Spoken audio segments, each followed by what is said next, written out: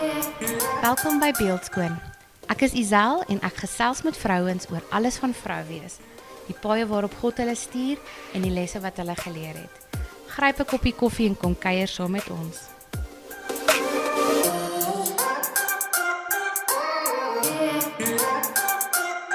Hallo julle en welkom by nog 'n episode van Beeldskoon. Ek is vandag baie excited om met Karlien te praat. Ek ken Karlien al amper my hele lewe. En sy het soveel insight en kennis wat ek nou al van haar geleer het in haar pages wat sy doen. Maar ek gaan haar los om haarself voor te stel aan julle. Hallo Karlien. Hi, hallo.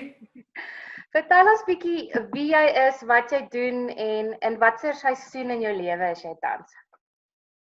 Okay, so ek is arbeidsterapeut in mental health and psychiatry, so ek doen werk met mense met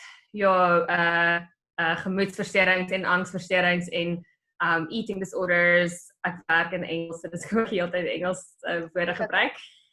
En wat is seisoen is ek? Ek dink a season of waiting, letterlik in lockdown en in waar ek is in my lewe. So ek dink net soos waiting en ek dink ek sal 'n bietjie meer daaroor later praat, maar soos waar mens nie alles kan beheer in jou lewe nie. Yes, okay. Ons almal was al eintlik in daai seasons en dis altyd taaf as mens daarin is, maar dit is altyd lekker om te weet eventually gaan daai season ook verander. Dis ons in Johannesburg hierso sit en vries. Weet ek eventually gaan die lente weer kom. Ja. Okay, so jou arbeidsterapie en jou praktyk, jy spesialiseer al vir my ook in soos jy sê mense met mental disorders of mental health issues. Ja. En een van die dinge jy het 'n paar video's ook in lockdown daaroor gedoen is eating disorders. Ek dink dit is 'n topik waaroor baie vrouens of baie mense, ek dink mans net so erg, wat nie daaroor wil praat nie, want ons baie shame aan dit gebonde. Kan jy vir ons 'n bietjie vertel, net soos eers so 'n broad spektrum oor eating disorders, waar kom dit vandaan, hoe ontstaan dit, of net vir ons 'n bietjie agtergrond gee van eating disorders? Ja. So, die Afrikaanse woord het nou na my toe gekom, eetversteurings. Okay. So, eetversteurings is eintlik 'n groot ding is as mens eetversteurings dink, dan dink 'n mens baie keer anorexia, bulimia. So dit is die eetversteurings wat baie screen time kry en hierdie foto's as mens dink aan mense met eetversteurings of waarvan baie flieks gemaak word en so aan.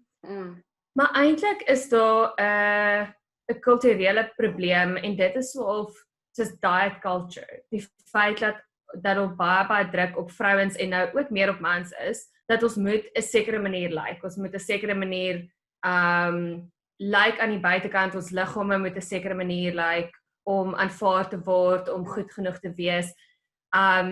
In groter liggame is daar ook soos baie karaktereienskappe wat sommer net op mense geplaas word, soos jy is lui of jy het geen selfbeheersing nie en ons vat dit amper as vanselfsprekend. So eetversteurings vir my gaan oor meer as net die patologie daarvan. So anorexia, bulimia en binge eating disorders is, as jy kyk na die DSM kriteria wat die diagnose gee, dit is die patologie, maar eintlik is dit op 'n spektrum. So baie keer lei mense aan, nie lei daaraan nie, hulle word soos geleer om hulle nie van hulle liggame te hou nie hulle liggame kan vertrou nie. So dan is dit disordered eating wat inskop.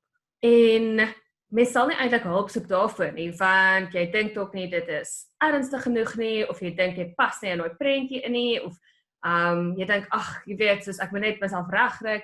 En eintlik is daar so baie ander goeders wat inspreek in hoe ons eet, hoe ons lyk, hoe ons voel oor onsself.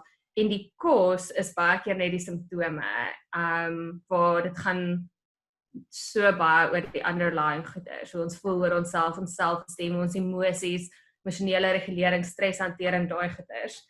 So dit is eintlik waarmee ek werk, al kom mense met met die simptome van 'n eetversteuring na my toe. Okay. En soos jy nou genoem het, ons baie goed kry screen time, maar daar's ook nou die opposite van die mense wat oorgewig is wat soos jy sê mense dink jy's lui of hulle kan nie hulle self beheer nie en eintlik is dit 'n emosionele en 'n soos 'n mental. Hoe begin mens dit identifiseer? Hoe weet jy dis regtig net okay, ek wil nou net binge eat omdat ek emosioneel eet of hoe is dit meer 'n mental ding of is dit half interweaved? Ja.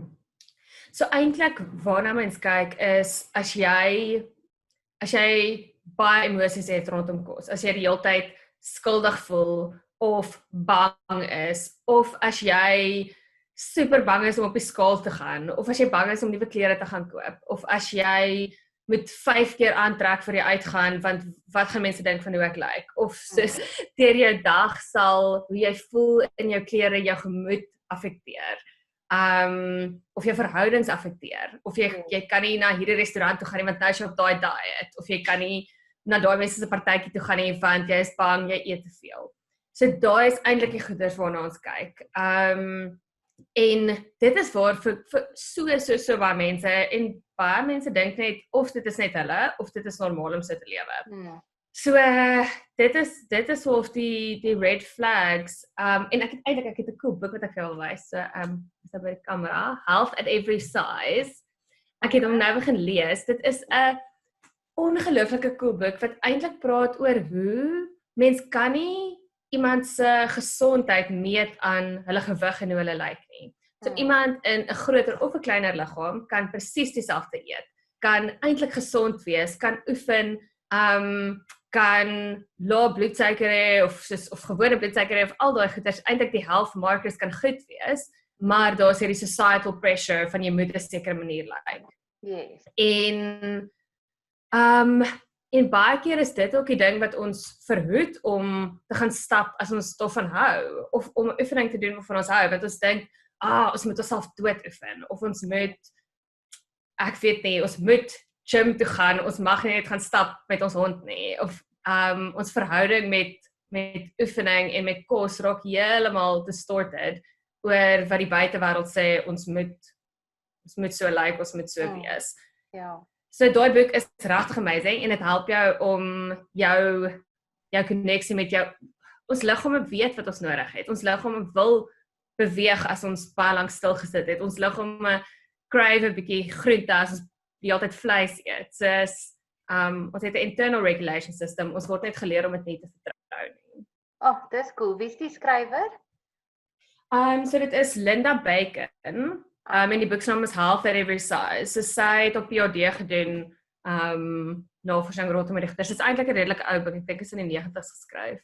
Okay, wel, dit is nog steeds relevant vandag nog. Ja, baie.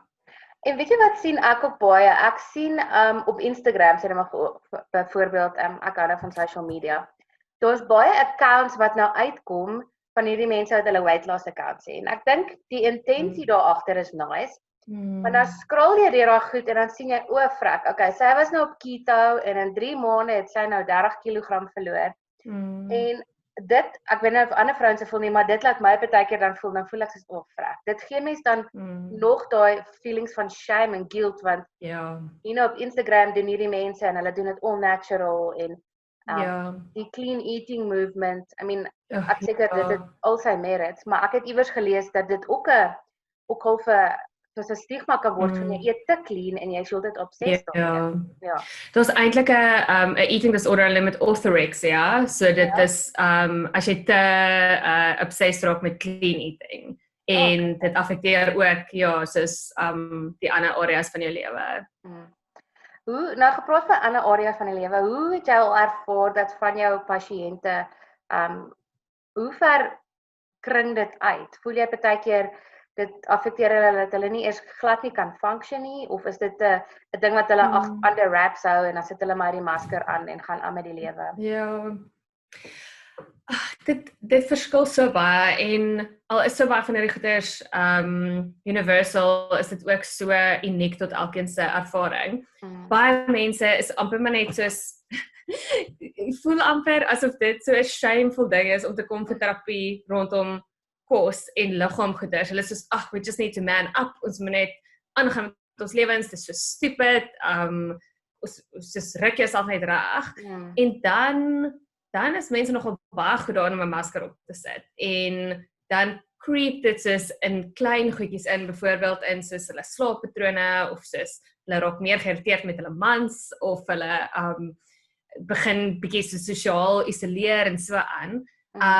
Maar vir baie mense is soos dit is nie iets waar ons eintlik praat nie. Dit is eintlik ridiculous hoe min ons praat oor.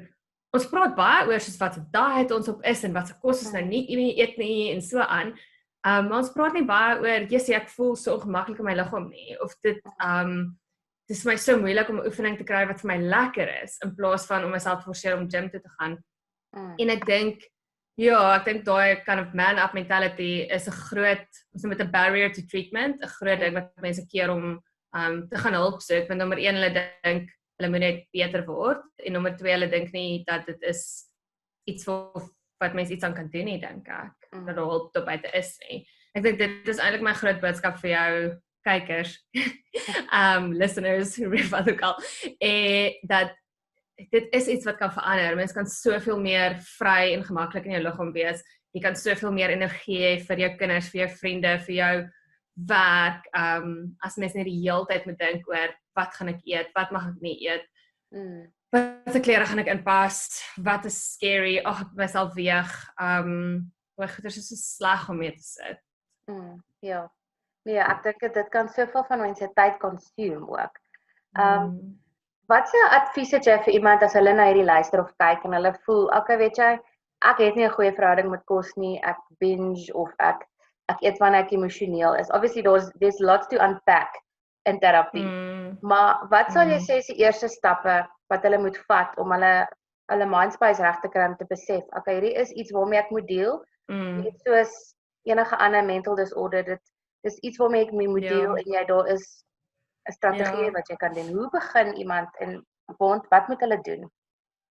Ek dink die eerste vraag om jouself te vra is, soos hoe baie steel dit jou joy? So begin bewus raak van hoe baie headspace vat dit, hoe baie affekteer dit jou verhoudings, hoe baie affekteer dit jou werk, waar steel dit uit die res van jou lewe uit? Want as ons begin oplet op dit, dan is daar iets in ons wat begin drop en sê, weet jy wat, soos, I don't have to live like this. It's stealing so much of my joy. It's taking so much away from soos 'n lewe wat ek net een keer kry. Dit is nou nie huge advice nie, maar dis so net om te besef wat jy opgee om hierdie rigiede struktuur te maintain. Of hierdie obsessie in jou denkwyse te maintain. En dan is dit maar soos ask for help. Sien iemand, lees daai boek, it's amazing. Maar dan is die stap maar kry iemand om dit saam met jou te aanpak, want in jou eie gedagtes kan mens you get so wrapped up in it, dat jy dink dit is normaal. En eers as jy dit saam met iemand anders aanpak, dan kan mens begin besef soos, weet jy wat, dit is nie normaal, of dit is dalk lyk dit of dit normaal is, maar dit hoef nie so te wees nie. Yes, ja. En sal jy sê mens moet jouself maar probeer om dan af te hou van soos die social medias en die dis die negative influences. Ja. Okay. Vir as my pasiënte my kon sien, dan so die eerste een van die eerste fases van treatment is om regtig net soos to protect yourself, gaan heeltemal af van social media af, sê vir die mense om jou, jy wil nie soos stap weg van gesprekke oor jou dieet, sê vir jou vriendinne, jy wil nie meer praat oor gewig nie, soos regtig protect yourself, tot jy 'n manier gevind het om hierdie gesprekke te kan hê sonder om dit te internaliseer.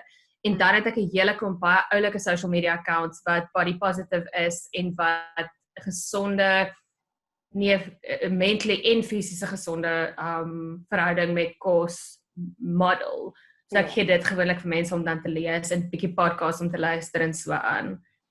Sodat al hierdie inligting wat ons mee gebombardeer word, bietjie kan stil raak en dat ons onsself kan volmaak met goeders wat 'n meer gebalanseerde uitkyk het. Okay, awesome. Weet jy, ja, ek dink jy gee soveel vrouens wat dalk hierdie luister gaan net voel, weet jy, ek is okay. Dit is iets waartoe ek gaan, ek hoef nie shameful te voel nie en daar is ander vrouens wat daardeur gaan. Ja. As iemand in kontak met jou wil kom en dalk bietjie verder wil gaan of dalk terapie wil doen, jy doen nou online terapie, waar kan hulle in kontak met jou kom?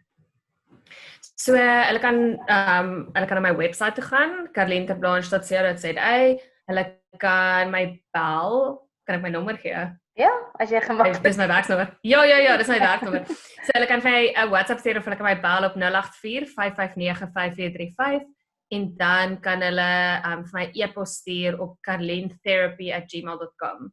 So enige van daai maniere en dan gewoonlik sal ek maar net so hoor wat hulle wil hê en dan sal ons kyk wat die beste manier vorentoe is. Okay. Nou voor ons afsluit, het jy 'n laaste word of encouragement of 'n phrase of 'n quote wat jy net wil hê ons luisteraars moet weet?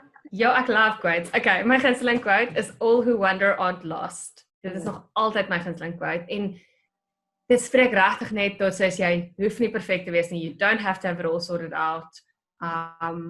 It's a journey en gee jouself die vryheid om te wonder. So selfs in al hierdie verhouding met kos, met oefening, met al daai, soos just wonder, look around, be curious. Ja. Dis mooi, ek love dit. Ek onthou dis nog altyd iets wat ek saam met jou aan jou aankoppel. So Karlien, het jy dalk 'n liedjie wat jy graag met ons luisteraars wil share vandag? Yes. So ek hou nog altyd van Amazing Grace. So dit is een van dit leer net altyd 'n groot deel van my terapie en hoe ek met myself probeer omgaan is self-compassion. En ek weet nie, iets daarin spreek dit vir my na compassion en grace en self-compassion en al daai goed. Dis 'n timeless classic. Ek love dit. Ek sing dit vir my kinders in die aand as hulle nie wil slaap nie. En dit maak hulle net so rustig. Dan mix ek dit met Engels en Afrikaans, maar dit is net daai liedjie, soos mense dit sing en jy sien die woorde dan is dit so, dis net Amazing Grace. Awesome. Ja. Dankie. Dankie Isel, dit was so lekker geweest. Okay, en dankie dat julle geluister het. Dankie Karlien. Ons gaan weer binnekort met Karlien gesels. So ek hoop julle het 'n lekker week en ek hoop julle bly lekker warm. Bye.